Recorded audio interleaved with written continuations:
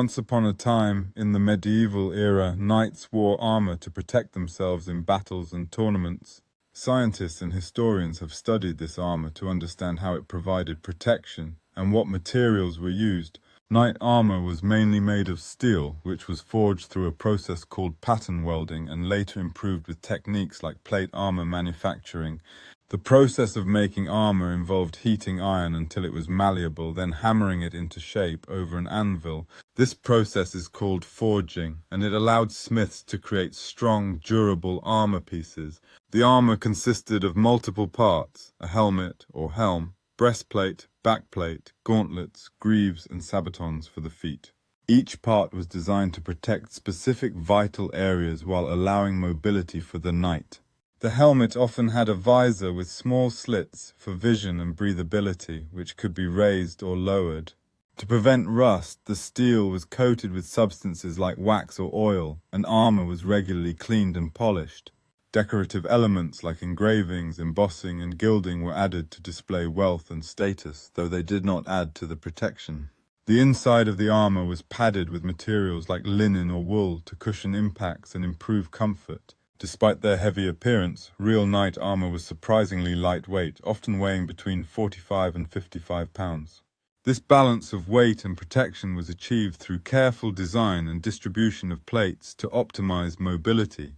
Other historical facts include the use of chainmail before plate armor became widespread around the 14th century.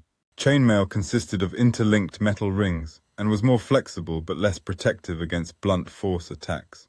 The development of plate armor was partly driven by advancements in weaponry, such as crossbows and early firearms.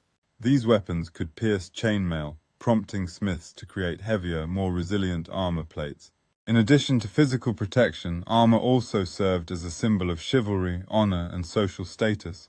Knights would often wear their family crest insignias on their armor to signify lineage and allegiance. The tradition of wearing armor gradually declined with the advent of gunpowder and firearms in the 16th century.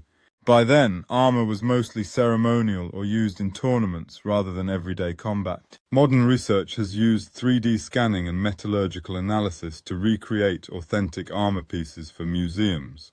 This scientific approach has provided a better understanding of the techniques and materials used by medieval armorers.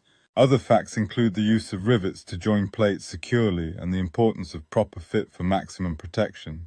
Historical records also mention that armor was often customized to fit individual knights perfectly. In conclusion, knight armor was a combination of art, science, and practicality, reflecting the technological advancements of the Middle Ages. Through continuous research and modern technology, we now know much more about how these incredible suits of armor were made and functioned. This understanding not only preserves history but also inspires modern designs in protective gear used in sports and military applications.